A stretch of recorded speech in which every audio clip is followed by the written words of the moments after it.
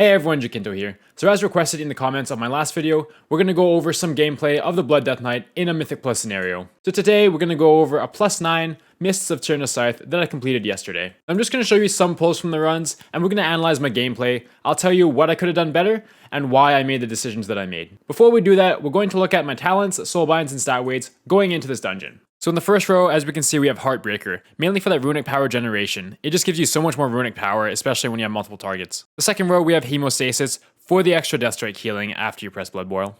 And for the third row, I do like running Blood Tap the best. I just really like having those extra runes to use for rune taps if I need it, to press Mirror End if I'm missing a rune, and for the extra runic power generation when I want a Heart Strike. Fourth row, we have Will of the Necropolis for that damage reduction. Fifth row, we have Grip of the Dead. As you'll see, we are doing a bit of kiting in this dungeon, so Grip of the Dead really helps with that Death and Decay slow.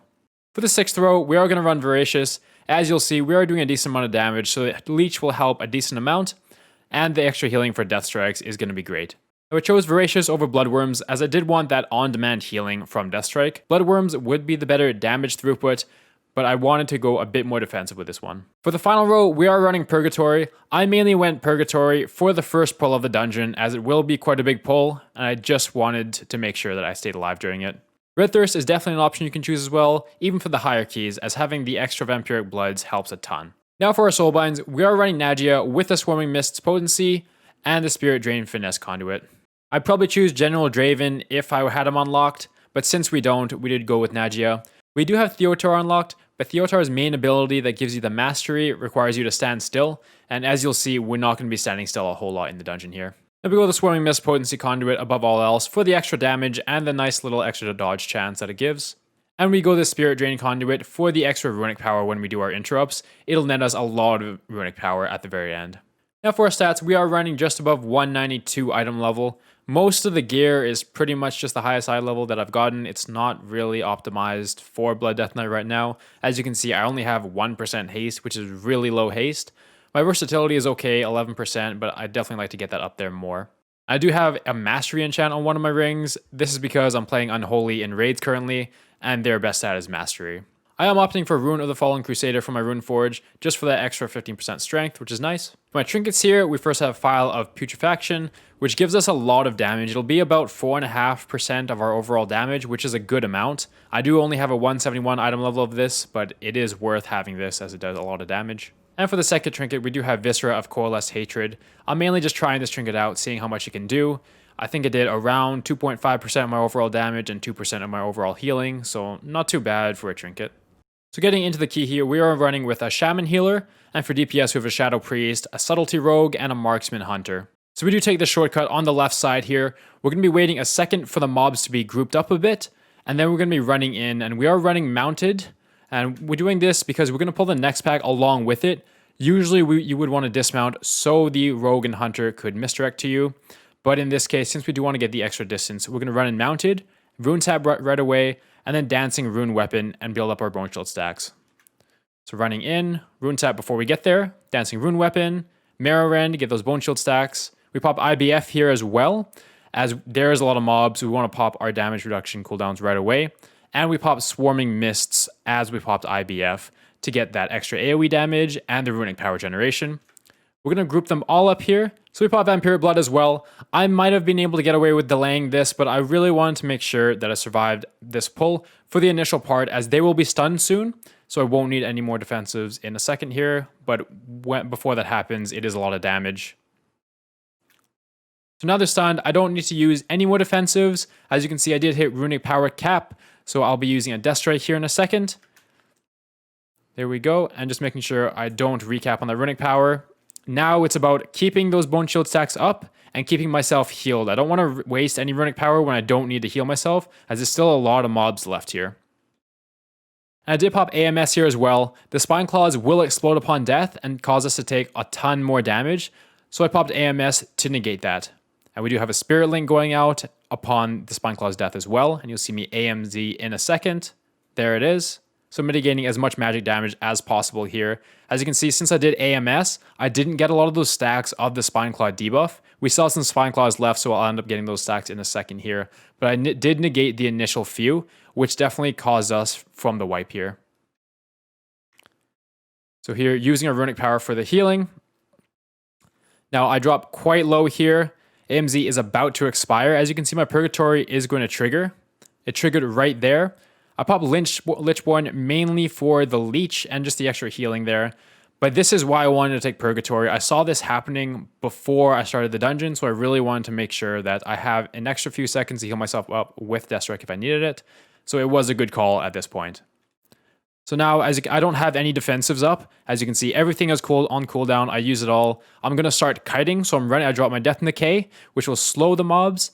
And I start kiting. So I start kiting away, make them run towards me. This makes it so some auto attacks won't happen because I am running away.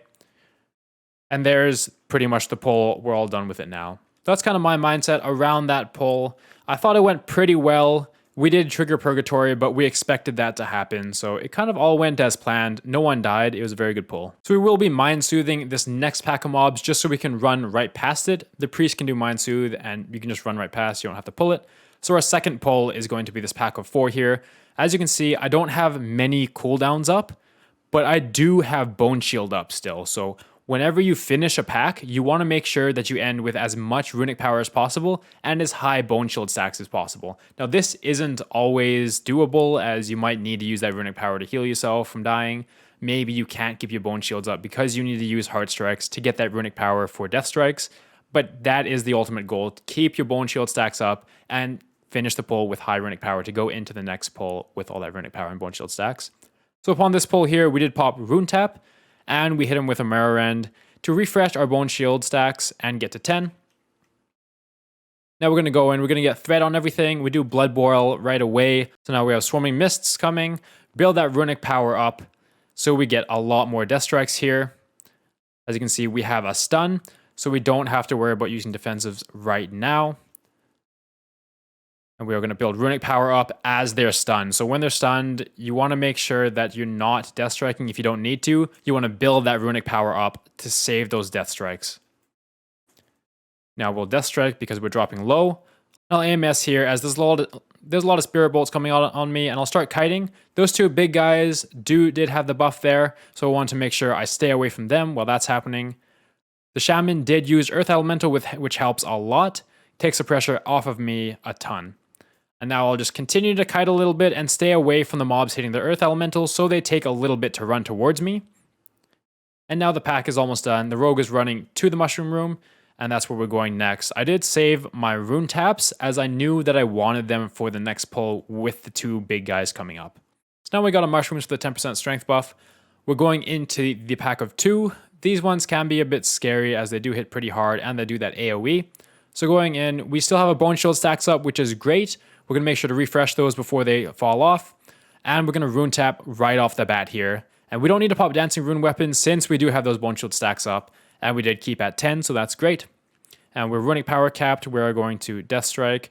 I pop my Ghoul as well, get some extra damage in. And just in case I have to Sacrificial Pact for the healing. As you can see, I'm moving away from Skull. Skull's the one we're killing first, and that's the one that did the big AoE first. So we're moving away just so it has to run to us. Prevent maybe 1 or 2 auto attacks after the AoE is happening here. And we're cutting them out of the bad stuff on the ground. And now we just have 1 left. Gonna do the AoE, but since it's just 1, it's quite manageable. So pretty easy pull. We just want to make sure that we're keeping the Bone Shield stacks up. We're using Rune Tap on pull to prevent that spike damage when we go in. Now we're moving on to the boss here. So we can see we did end up with our Bone Shield stacks. We didn't have any Runic Power, unfortunately, but that's okay. Bosses, especially on Fortified, they're not too bad here. So we did pop Rune Tap right away, mitigate that spike damage. We're popping Vampiric Blood as well as we're dropping kind of low here. We want to make sure we have that self-healing. Healer's doing some damage, and it makes them focus on doing more damage too, which is great. And we're just going to keep going with our regular rotation here. We're going to interrupt Spirit Bolt when we can to get that extra Runic Power so we can pop more Disc Strikes off. Really, if you're going into the pull, having Bone Shield stacks, especially if you have high, like 5+ Bone Shield stacks, you're going to be in a very good position. Just keep going with your rotation there. Now moving on to the maze part of Mist of Tirna Scythe. The trash after the first boss is pretty easy. All the trash before the first boss can be pretty rough, but the trash after the first boss is quite easy to deal with here. Just going to do one example of one pull in this maze here, as a lot of the trash is pretty similar. As you can see, we're going into this pull with 5 stacks of Bone Shield, and we have both of our Rune Tap charges up. We have a bit of Runic power as well, which is nice. So going in, we're going to dismount before pull, Rune Tap right away, and then we're going to go do our Mirror End. We did drop below 4, but we want to make sure we stay above 5 for the Ossuary, so we did stay above 5 right away. We popped our Swarming Mists now as well, just so we can continue to generate a lot of Runic power and get AoE threat on those mobs here. And we will do a Blood Boil, Death Strike combo. So once we Blood Boil, we do have a lot of stacks of Hemostasis, and we can Death Strike to do large amounts of healing. With Swarming Mists, it allows you to Blood Boil, Death Strike, Blood Boil, Death Strike quite a bit until you're out of Blood Boil charges. So this makes Swarming Mists a large cooldown. And we did drop below 5 stacks of Bone Shield, so we did the Marrow Rend again. We're capped on Runic power, we're going to do a Death Strike there. And just continue along with our normal rotation. We did Arcane Torrent for a bit of Runic power. And moving out of those Spear Flurries whenever we can. We're at 5 stacks of Bone Shield here, and we are capped on Runic power. It's nice to have the Runic power for the Death Strike, but we probably could have used a bit more Death Strikes so we don't overcap too much. We are at 2 stacks now, Bone Shield, Mirror End to get up to 5.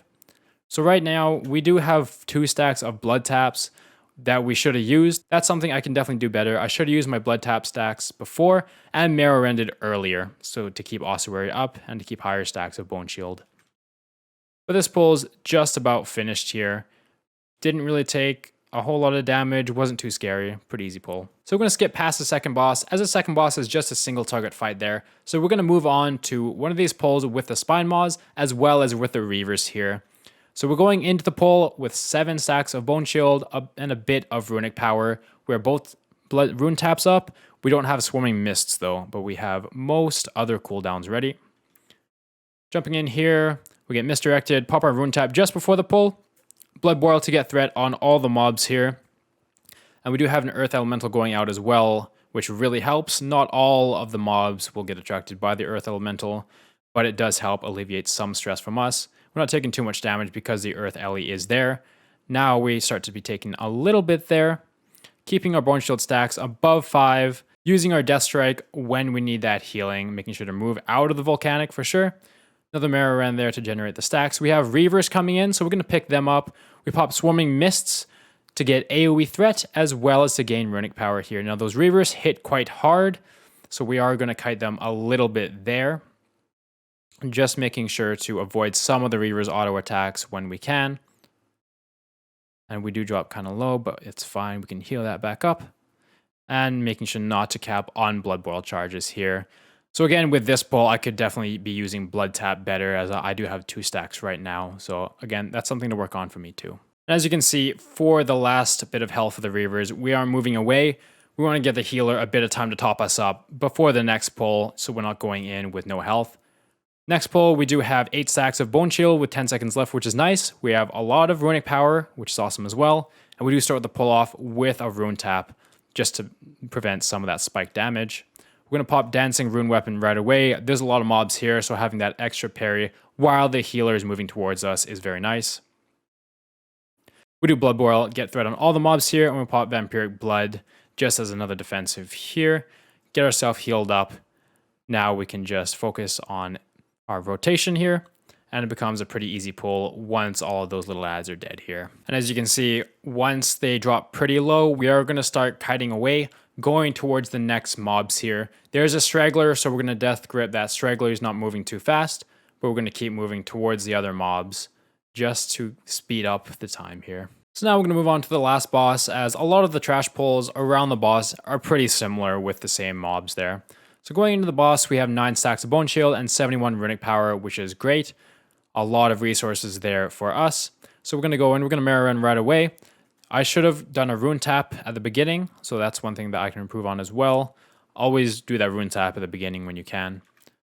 But I did have those charges of Bone Shield, which was very nice, probably why I felt I didn't need to at the time. I did refresh the Bone Shield, now I'm going to Rune Tap as I was taking a fair bit of damage there. And just continuing with our normal single target rotation, keeping the Bone Shield stacks up. We are going to get consumption. I generally like to get all the consumption casts and let everyone else deal with the parasites. In this group, we were in Discord together. This is my normal Mythic Plus group, so we are able to coordinate everything, which is really nice as well. So for the rest of this boss fight, it's really just keeping up our normal rotation. We're not going to take a large amount of damage. We did do a mass grip there on the Gorming larva just to help the DPS damage them down a bit. But apart from that, we're not going to be taking a lot of damage. We can mainly focus on just doing damage, getting those consumption interrupts, and helping to deal with the little mobs as best as possible. As you can see, all of our damaging abilities, our Dancing Rune Weapon, our ghouls, and then we have our Blood Boil rotating here. It is all on cooldown just to pump out as much damage as possible here. So as you can see, this will be the end of the key. We did end up 2-chesting this, which is nice. So we now have an 11 Theater of Pain to do that for the next key. I haven't done too many keys over a 10. I think I've done 110 just because I was grinding gear from the 5 to 9 levels, but I'll definitely start doing some 10 plus keys soon. And if you like this video, I can definitely share footage similar to this with the higher level keys if it helped you out and if you enjoyed it. As always, thank you so much for watching, everyone. I really appreciate all the support, especially in my last video. I got an overwhelming amount of support, so I really appreciate that. Please like the video and subscribe if you enjoy the content. If there's any content you'd like to see, please let me know. I'll definitely do my best to get that out. See y'all in the next one.